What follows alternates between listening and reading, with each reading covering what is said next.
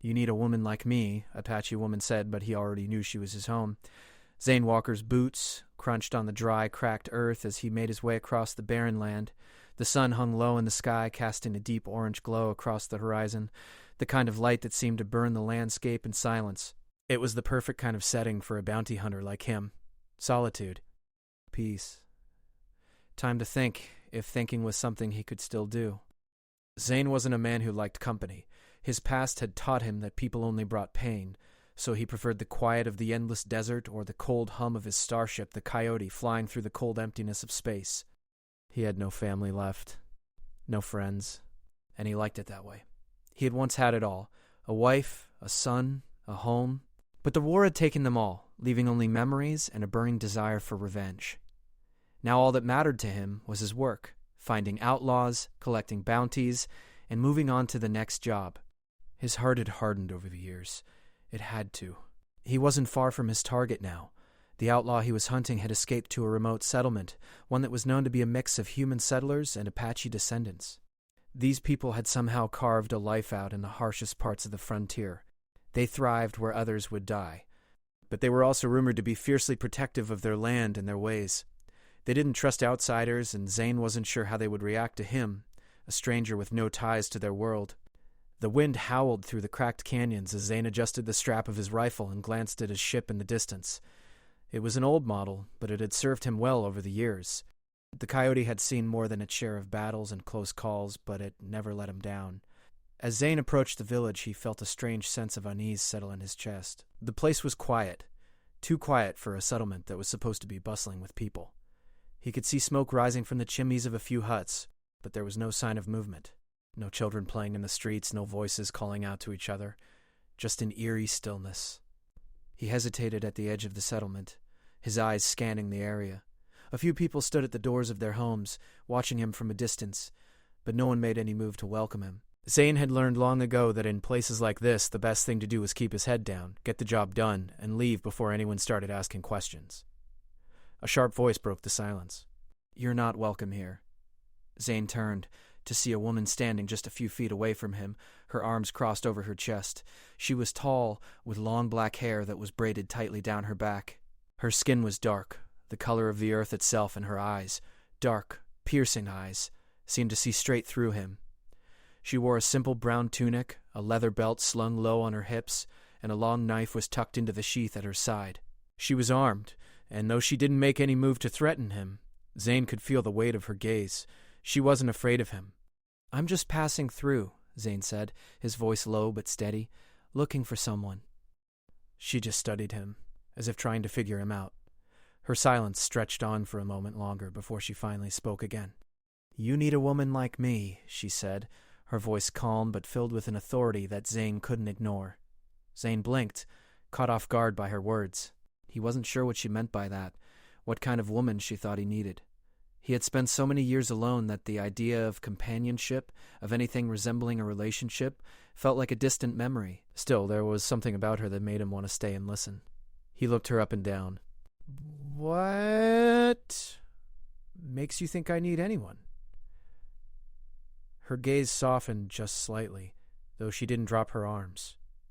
"Because you're lost, just like the rest of them."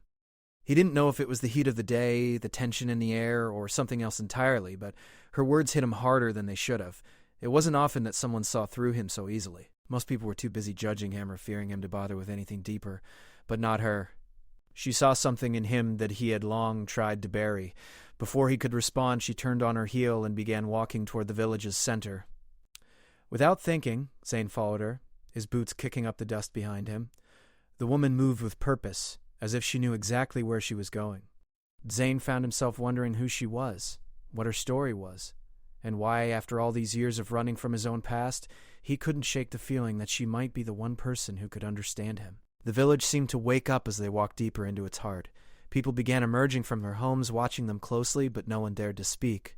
The woman led him to a small fire pit at the center of the settlement, where a few others had gathered. They sat around the fire, the flickering flames casting shadows on their faces. It was then that Zane saw something he hadn't expected: respect. There was a quiet reverence in the way they looked at her, a kind of acknowledgement that she was someone important in this place. The woman turned to face Zane as they reached the fire, her eyes locking onto his with an intensity that made his stomach tighten. "You've been alone for too long," she said softly. "But you don't have to be." Zane opened his mouth to respond, but no words came. He didn't know what to say. He had lived alone for so many years, he had almost forgotten what it was like to be around people. People who cared.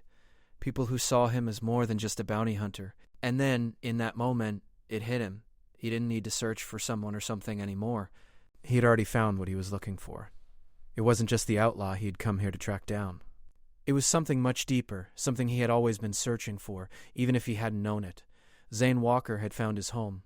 Zane sat by the fire, the warmth of the flames doing little to ease the storm raging inside him. He had lived his entire life with walls so high that no one could breach them. But something about Nayeli, this woman who spoke with such quiet strength and wisdom, had stirred a part of him he thought was long dead. The other members of the settlement sat in silence around the fire, their faces dimly lit by the flickering light. Zane had never been good at making small talk, and the stillness of the moment only made it harder for him to find the words. He was a man of few words, after all. The life he led demanded it. But sitting here, surrounded by strangers who had so much history and purpose, he felt more out of place than ever. Nayeli, however, seemed unaffected by the silence. She was a woman of action, not words. She had no need to fill the space with chatter. She was content in the way the world seemed to unfold around her. Her eyes never left Zane, though, studying him as if she could read every thought in his mind. "You're not from here, are you?" she asked, her voice low but steady. Zane glanced at her. "No," he replied simply. "I'm from a long way off." "You've seen the stars," she said, her tone almost wistful, as if she too had traveled beyond the mountains and deserts that surrounded them. "But there's something different about this place, isn't there?" Zane didn't answer right away. Instead, he looked into the fire, letting the crackling flames fill the silence. "I've been a lot of places, but I never found anything that felt like home. Home isn't a place, Zane. It's a feeling. It's not something you find out there," she gestured toward the sky with a sweeping motion, "but something you discover in here." She placed her hand over her heart. Her words struck him harder than he expected. He had spent so long running from his past, burying it under layers of anger and pain, that he hadn't even considered that what he was searching for wasn't somewhere out there in the stars. It was within himself. As the night wore on, Zane began to relax, his stiff posture softening. The people around the fire shared stories, tales of their ancestors, their struggles, their triumphs. They spoke of their connection to the land, the stars, and each other. Zane listened, captivated by their sense of belonging, something he had never known. These people weren't just survivors, they were a family, bound together by more than just blood. They were bound by a shared history and a purpose greater than anything Zane had ever experienced. As the fire began to burn low, the others stood up and disappeared into the darkness, heading back to their homes. But Nayeli remained, her gaze still fixed on Zane. "Why do you hunt outlaws?" she asked quietly, breaking the silence once more. Zane frowned, surprised by the question. He had never really stopped to think about it before. It had always just been the job, the one thing that kept him going after everything he'd lost. "I don't know," he said, his voice rough. "It's what I do. It's the only thing I've known since I lost my family." Nayeli's eyes softened. "And what did you lose, Zane? Your family, yes, but also a part of yourself, I think." Zane felt a knot form in his chest. He had never allowed himself to think about that part of his life, what he had become, what he had lost, and what it had done to him. He had buried it all so deep that even now, the thought of opening it up made his heart race with fear. "I don't want to talk about it," he muttered, his voice barely above a whisper. Nayeli didn't press him. Instead, she gave him a small smile, one that was full of understanding. She knew the weight of pain. She could see it in the way Zane held himself, as if the past was always just behind him, lurking in the shadows. "You don't have to," she said softly. "But know this, whatever happened, it doesn't have to define you. You're not just the man who lost everything. You're more than that." Zane looked at her, surprised by the tenderness in her voice. He had never met anyone who spoke to him this way, who didn't see him as just another bounty hunter, a killer. Nayeli saw something in him that he hadn't seen in himself for a long time. The next morning, Zane woke early, the sun still hidden behind the mountains. He had always been a morning person, a habit that came from years of military training. The desert was still and quiet, save for the wind that whispered through the canyons. Zane stood outside his ship, stretching his muscles, feeling the cold bite of the morning air against his skin. He wasn't sure what he expected to find here, but it wasn't this. It wasn't peace. It wasn't a sense of belonging. Yet, in the stillness of the morning, he couldn't help but feel like something had shifted inside him. Something that had been dormant for so long had stirred awake. As he walked toward the center of the settlement, he spotted Naeli standing near the entrance of one of the huts. She was watching him with that same intense gaze, her expression unreadable. "Are you ready?" she asked, her voice carrying a quiet strength. Zane nodded. "Ready for what?" "To help," she said simply. "We need your skills. We need you to stand with us." Zane paused, the weight of her words sinking in. He wasn't used to being needed. People didn't need him. They hired him. They told him what to do. But this was different. They were asking him to be part of something bigger than himself, to fight for a cause that wasn't his own. "I don't know if I can do that," he said, unsure of how to respond. Naeli walked toward him, her footsteps steady and sure. "You've already done it, Zane. You've already chosen to stay." She was right. He had stayed. He hadn't run, not this time. For the first time in years, Zane Walker wasn't thinking about the past. He wasn't running from it. He was thinking about the future he could build not alone, but with these people, and with Naeli. The sun rose higher in the sky, casting long shadows over the desert landscape. Zane stood at the edge of the settlement, his eyes scanning the horizon. The wind picked up, carrying with it the dust of the barren land. But Zane wasn't looking at the land anymore. He was looking at the people, the Apache settlers who had taken him in without question. These people had offered him something he hadn't had in years, a sense of belonging, and for the first time in a long time, he didn't want to lose it. Naeli stood beside him, her gaze following his. The silence between them was comfortable, but Zane could feel the weight of what was to come. They were at a crossroads now. The settlement was about to face a threat, a corporate mining operation that had begun encroaching on their land, looking to seize it for its precious resources. Zane had heard rumors of their presence, but it wasn't until now that he understood how serious the situation was. "Their forces are closing in," Naeli said quietly, her voice steady. "They won't stop until they have control of this place." Zane's jaw tightened. He had fought in wars before, faced enemies more ruthless than these corporate soldiers, but there was something about this fight that felt different. This wasn't just about money or power. This was about a way of life, about the people he had come to care about. "I can help," he said, turning to face her. "I know how to fight." "We all do, but we need more than just weapons. We need strategy. We need a plan." Zane's eyes narrowed. He wasn't used to being part of a team, let alone being asked for his ideas. But he knew how to read a battlefield, how to predict the moves of an enemy. He had survived by thinking ahead, and that was what he needed to do now. Think ahead, not just for himself, but for the people who had shown him what it meant to be part of something bigger. "All right," Zane said, his voice low but firm. "I'll help you come up with a plan." The days that followed were filled with tension. Zane worked closely with Naeli and the other leaders of the settlement, organizing the defense and preparing for the inevitable attack. Zane's mind worked quickly, his military training kicking in as he devised a strategy to outmaneuver the enemy. The Apache settlers were skilled fighters, but they lacked the advanced technology and firepower of the corporate soldiers. Zane knew they had to use the terrain to their advantage to turn the landscape itself into a weapon.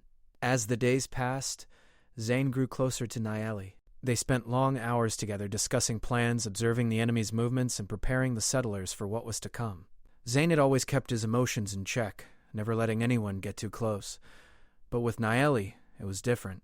She didn't just see him as a bounty hunter or a soldier. She saw him as a person, with flaws and all. She made him feel like he wasn't just the sum of his past mistakes. Yet even as their bond deepened, a feeling of unease lingered in Zane's chest. He had spent so long hiding from the world that the idea of being vulnerable, of allowing himself to care for others, was terrifying, and in the back of his mind he couldn't shake the feeling that something was about to go horribly wrong. It came on the third day, the day the corporate forces decided to make their move. Zane had spent the night watching the perimeter, keeping an eye on the movements of the enemy. He was up before dawn, his mind already running through the plan they had set in motion. Everything was in place. The settlers had their positions. The traps were set. All they had to do was wait. But as the sun began to rise, Zane felt a shift in the air. It was subtle at first, like a cold breeze sweeping through the camp. Then came the sound of footsteps, soft but deliberate. Zane's instincts kicked in. and he immediately drew his weapon, his hand steady as he scanned the area. Nayeli appeared beside him, her expression tense. "What's wrong?" she asked. Zane's eyes darted to the distance. The smoke from the campfires was still rising, but something was off. He could hear the sound of vehicles in the distance. Too many for comfort. The corporate forces were moving in faster than they had anticipated. "We have to move now," Zane said, his voice urgent. He turned to grab his gear, but as he reached for his rifle, a loud explosion ripped through the air. The ground beneath him shook, and a cloud of dust rose into the sky. Zane stumbled, his heart racing as he tried to regain his footing. "Zane!" Nayeli shouted, her voice breaking through the chaos. "We need to go!" The enemy had already breached the perimeter. Corporate soldiers poured into the settlement, guns raised and ready for battle. Zane's mind raced as he surveyed the situation. This wasn't just a surprise attack, it was an ambush. He turned to Nayeli, his face hardening. "Get to the others." "I'll cover you." Nayeli hesitated for a moment, but only for a moment. She nodded and ran, her boots pounding against the earth as she disappeared into the smoke. Zane, meanwhile, moved quickly to the front lines, his rifle raised and his eyes scanning the enemy's position.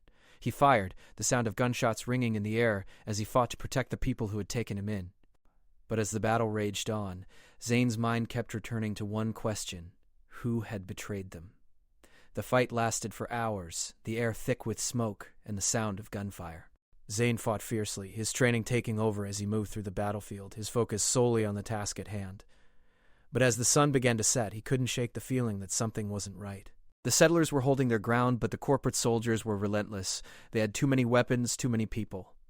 And then he saw it, a figure standing on the outskirts of the camp, watching the chaos unfold. Zane's heart skipped a beat as he recognized the figure. It was one of the settlers, someone he had trusted.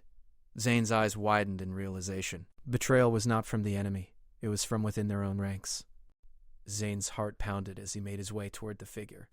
The betrayal cut deeper than anything he had ever experienced. The people who had welcomed him into their fold had turned against him. His mind raced as he tried to piece together why. Had they always been working for the corporate forces? Or had something else driven them to this? He confronted the traitor, his voice low and filled with anger. "Why?" he asked, the word a jagged knife in his throat. The settler looked at him with cold, empty eyes. "Survival, Walker. Sometimes survival comes at a cost." Betrayal was a hard thing to swallow, but it wasn't something he hadn't faced before. The difference now was that he had something to fight for, and he wasn't going to lose it without a fight. The sun had begun to set, casting long shadows across the battlefield as the last of the corporate soldiers were driven back. Zane stood at the edge of the settlement, his rifle still gripped tightly in his hands, his chest heaving from exhaustion. The sounds of battle had finally died down, replaced by the heavy silence that followed in the wake of a fight that had cost more than any of them had expected.